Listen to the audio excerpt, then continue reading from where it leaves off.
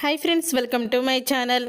CCTV footage ద్వారా రాజేంద్ర ప్రసాద్ని చంపాలనుకున్న పల్లవి నిజస్వరూపం తెలుసుకొని పల్లవికి ఊహించని షాక్ ఇచ్చిన కమల్. అసలు ఇదంతా ఎలా జరగబోతుందనేది ఈ వీడియోలో తెలుసుకుందాం. పల్లవి అయితే అందరి ముందు రాజేంద్ర ప్రసాద్ నిజం ఎక్కడ బయట పెట్టేస్తాడా అని చాలా భయపడిపోతూ ఉంటుంది. అప్పుడే ఇక రాజేంద్ర ప్రసాద్ని ఎలాగైనా సరే నిజాన్ని బయట పెట్టకుండా ఉండాలని తనైతే ఒక లెటర్ రాసి ఒక పాప చేతికి ఇచ్చి రాజేంద్ర ప్రసాద్కి ఇవ్వమంటుంది. మీరు గనక టెర్రస్ మీదకి రాకపోతే నేను చచ్చిపోతాను అంటూ ఇక బెదిరించినట్టు పల్లవి అయితే రాజేంద్ర ప్రసాద్కి లెటర్ అయితే రాస్తుంది. అప్పుడు ఇక రాజేంద్ర ప్రసాద్ అయితే ఆ లెటర్ తీసుకొని చదివి వెంటనే టెర్రస్ మీదకైతే వెళ్తాడు. ఏంటి బెదిరిస్తున్నావా అని అడుగుతూ ఉంటే, అసలు మీరు ఇప్పుడు నిజాన్ని బయట పెడితే మా అమ్మ పరిస్థితి ఏంటి, మన కుటుంబ గౌరవం పోతుంది అని అంటూ ఉంటుంది. పల్లవి అయితే కుటుంబం గురించి నువ్వు అంతలా ఆలోచించేదానివా అని రాజేంద్ర ప్రసాద్ అయితే అంటూ ఉంటాడు. అదేంటి మావయ్య, మనదంతా ఒకటే కుటుంబం కదా, మన కుటుంబం గురించి నేనెందుకు ఆలోచించకుండా ఉంటాను అని అంటూ ఉంటే, నువ్వు కుటుంబం గురించి ఆలోచించేదానివి కాదు, నా కుటుంబాన్ని నాశనం చేయడానికే కోడలుగా మా ఇంట్లోకి నువ్వు అడుగు పెట్టావు అని అంటూ ఉంటాడు రాజేంద్ర ప్రసాద్. మమ్మల్ని, మా ఇంటిని, అవనిని సర్వనాశనం చేయాలని నువ్వు కంకణం కట్టుకున్నావని నాకు బాగా తెలుసు అని అనగానే ఒక్కసారి ఇక పల్లవి అయితే షాక్ అయిపోతూ ఉంటుంది. ఏంటి, ఈ నిజాలన్నీ నాకెలా తెలుసు అనుకుంటున్నావా? నీ గురించి ప్రతిదీ తెలుసు. నా ఇంట్లో జరిగే ప్రతి సంఘటనకి నువ్వు మీ నాన్నే కారణమని బాగా తెలుసు. కేవలం నేను కమల్ గురించి ఆలోచించే నీ గురించి నేను బయట పెట్టలేకపోతున్నాను అని అంటూ ఉంటే, మావయ్య మా నాన్న గురించి మాత్రం అస్సలు కూడా బయట పెట్టొద్దు అని అంటూ ఉంటుంది పల్లవి. ఇంత జరిగినా కూడా నీలో నాకు పశ్చాత్తాపం కనపడడం లేదు, కానీ నీలో పొగరు మాత్రమే కనపడుతుంది. నీలాంటి దాన్ని నేను అస్సలు కూడా క్షమించకూడదు. నీ నిజ స్వరూపాన్ని ఇప్పుడే కమల్ని పిలిచి కమల్కి నిజం చెప్పేస్తాను. వాడికి వేరే సంబంధం చూసి పెళ్లి చేస్తాను, అప్పుడైనా వాడి జీవితం బాగుంటుంది అని అంటూ ఉంటాడు రాజేంద్ర ప్రసాద్. ఇక ఆ మాటలకి షాక్ అయిపోతూ ఉంటుంది పల్లవి. వద్దు మావయ్య, మీ కాళ్ళు పట్టుకుంటాను, వద్దు మావయ్య అని బ్రతిమలాడుతూ ఉంటుంది. అయినా సరే రాజేంద్ర ప్రసాద్ అయితే ఒప్పుకోవడం. కమల్ కమల్ అంటూ టెర్రస్ మీద నుంచే కింద ఉన్న కమల్ని పిలుస్తూ ఉంటాడు. అప్పుడు ఇక అందరూ వస్తే నిజం ఎక్కడ తెలిసిపోతుందని భయంతో టెర్రస్ మీద నుంచి రాజేంద్ర ప్రసాద్ని కిందకి తోసేస్తుంది పల్లవి. రాజేంద్ర ప్రసాద్ పైనుంచి కింద పడిపోయి తలకి పెద్ద దెబ్బ తగిలి స్పృహ కోల్పోతాడు. అప్పుడే ఇక అందరూ కూడా రాజేంద్ర ప్రసాద్ కింద పడిపోవడంతో ఏవండి అంటూ పార్వతి ఇక అందరూ కూడా టెన్షన్ పడుతూ అక్కడికైతే వచ్చేస్తారు. అప్పుడే ఇక పార్వతి అయితే, ఏమండి ఏమైందండి, రే అక్షయ్ మీ నాన్నకి ఏమైందిరా అని అంటూ ఏడుస్తూ ఉంటుంది. అవని అయితే టెర్రస్ మీదకి చూసేసరికి పల్లవి వెనక్కి వెళ్ళిపోతుంది. ఇక పల్లవి కూడా అయ్యో మావయ్యకి ఏమైంది అంటూ కిందకి వచ్చి నటించేస్తూ ఉంటుంది. అలా నటించేస్తూ పల్లవిని చూసి అవనికైతే అనుమానం ఖచ్చితంగా వస్తుంది. తర్వాత ఇక రాజేంద్ర ప్రసాద్ కొన ఊపిరితో ఉండడం చూసి హాస్పిటల్కి అయితే తీసుకువెళ్తారు. అలా హాస్పిటల్కి తీసుకువెళ్ళిన తర్వాత అప్పుడే ఇక రాజేంద్ర ప్రసాద్ని ట్రీట్మెంట్ చేసి 24 గంటలు గడిస్తే కానీ ఏమీ చెప్పలేము, తలకి చాలా పెద్ద గాయమయ్యింది అని డాక్టర్లు అయితే చెప్తారు. అప్పుడే ఇక అది విని అందరూ కూడా షాక్ అయిపోతూ ఉంటారు. అసలు అప్పటి వరకు కిందే ఉన్న మనిషి పైకి ఎందుకు వెళ్ళారు, టెర్రస్ మీద నుంచి ఎలా పడిపోయారు, ఏమైనా కళ్ళు తిరిగాయా అంటూ ఇక మాట్లాడుకుంటూ ఉంటారు. అప్పుడే ఇక అవని అయితే చాలా ఆలోచిస్తూ ఉంటుంది.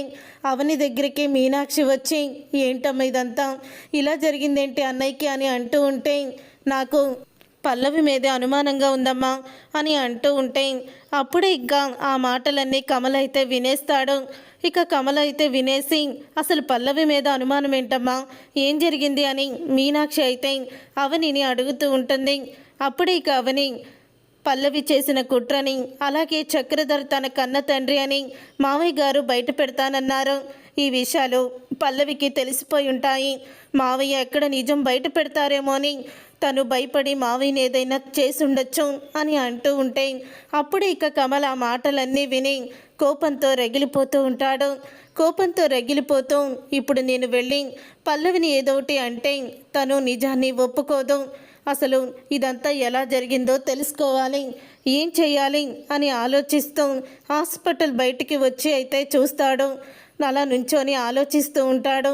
ఇంతలో కానిస్టేబుల్ అయితే నిన్న ఇక్కడి నుంచి ఒక దొంగ పారిపోయాడు, ఆ సీసీటీవీ ఫుటేజ్లో నేను చూశాను అని అంటూ ఉంటాడు. కానిస్టేబుల్ అప్పుడే సీసీ కెమెరా వంక చూసి టెర్రస్ మీద కూడా సీసీ కెమెరా ఉంది అని అంటూ ఇక అక్కడికైతే వెళ్తాడు. అలా వెళ్ళిన తర్వాత ఇక కమల్ అయితే సీసీ కెమెరా ఫుటేజ్ని చూస్తాడు. అలా సీసీ కెమెరా ఫుటేజ్లో కనిపిస్తూ ఉంటుంది పల్లవి అయితే టెర్రస్ మీద రాజేంద్ర ప్రసాద్ పల్లవి ఇద్దరు మాట్లాడుకోవడం.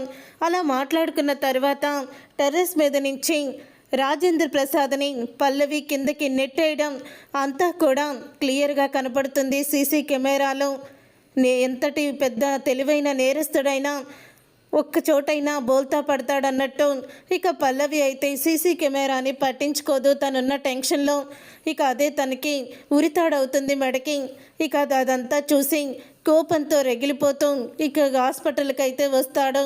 అలా హాస్పిటల్కి వచ్చిన తర్వాత అప్పుడు ఇక కమల్ని అడుగుతూ ఉంటాడు అక్షయ్ అయితే. ఇక కమల్ని అడుగుతూ ఈ టైంలో ఎక్కడికి వెళ్ళారా అని అడుగుతూ ఉంటే ఏం లేదన్నయ్య, నిజాలను తెలుసుకోవడానికి వెళ్ళాను అని అంటూ ఉంటాడు కమల్. నిజాలని తెలుసుకోవడానికా అని అనగానే అవునన్నయ్య అని అంటూ ఉండగానే పోలీసులు అయితే వస్తారు.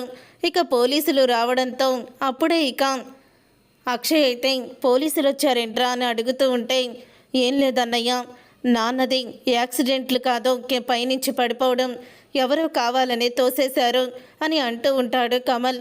ఇక అది విని ఒక్కసారే పల్లవి షాక్ అయిపోతూ ఉంటుంది. ఏంట్రా నువ్వు చెప్పేది అని పార్వతి అంటూ ఉంటే అవునమ్మా, నాన్నని పైనుంచి తోసేశారు కావాలని, నాన్న మీద మర్డరటం జరిగింది అని అంటూ ఉంటే ఎవరు మీ నాన్నని చంపాలని చూసింది అని అనగానే అప్పుడే ఎవరో కాదమ్మా, నాన్నని చంపాలని చూసింది ఈ పల్లవియే అని నిజాన్ని బయట పెడతాడు కమల్. ఆ మాట విని ఒక్కసారి అందరూ కూడా షాక్ అయిపోతూ ఉంటారు. ఏంటి బావ, నీకేమన్నా పిచ్చి పట్టిందా, నేను దేవుళ్ళలాంటి మావయ్యని చంపడం ఏంటి అని అంటూ ఉంటుంది పల్లవి. అప్పుడే పల్లవి చంప పగలగొడతాడు కమల్ అయితే. రే ఏంట్రా, నా కూతురు అన్నయ్యని చంపడం ఏంటి, నీకేమన్నా పిచ్చి పట్టిందా కమల్ అని రాజేశ్వరి అంటూ ఉంటే మనల్ని పిచ్చి వాళ్ళని చేసింది మీ ఆయన, మీ కూతురే అత్తయ్య అని అంటూ ఉంటాడు కమల్. అవును, ఇన్ని రోజులు కూడా అవని వదిన్ని మీ కన్న తండ్రి ఎవరు, మీ కన్న తండ్రి ఎవరు అంటూ మాటలతో చిత్రవద చేశారు. అవని వదిన కన్న తండ్రి ఎవరో తెలుసా, మీ ఆయన చక్రధరే, మీ ఆయన రక్తం పంచుకుని పుట్టిన వాళ్లే భరత్ అవని వదిన అని నిజాన్ని బయటపెట్టడంతో రాజేశ్వరి షాక్ అయిపోతూ ఉంటుంది. ఈ నిజం తెలుసుకున్న నాన్న అందరి ముందు నిజాన్ని బయట పెట్టాలని పార్టీ అరేంజ్ చేశారు. ఆ పార్టీలో నాన్న నిజాన్ని బయట పెడతారని ఈ పల్లవి నాన్నని పైనుంచి తోసేసింది అని అంటూ నిజాన్ని చెప్తాడు. అది విని ఒక్కసారి షాక్ అయిపోతూ ఉంటారు అందరూ కూడా. లేదు బావా, నేనెందుకు అలా చేస్తాను, నీ దగ్గర ఏమన్నా సాక్ష్యం ఉందా అని అంటూ ఉంటే సాక్ష్యం ఉంది అని అంటూ చూపిస్తాడు సీసీ ఫుటేజ్ని. ఇక అది చూసి అందరూ కూడా పల్లవి ఇదంతా చేసిందని తెలుసుకొని స్టన్ అయిపోతూ ఉంటారు. చూసారుగా ఫ్రెండ్స్, రాబోయే కథలో ఖచ్చితంగా ఇలాగే జరగబోతుంది. మరి ఇలాగే జరగాలని మీరైతే కోరుకుంటున్నారా? అయితే వీడియోని తప్పకుండా లైక్ చేసి ఛానల్ని సబ్స్క్రైబ్ చేసుకొని పక్కనే ఉన్న గంట సింబల్పై ఆల్ అని క్లిక్ చేయండి. అప్పుడే మేము పెట్టే ప్రతి వీడియో మీరు మిస్ కాకుండా చూసేవచ్చు.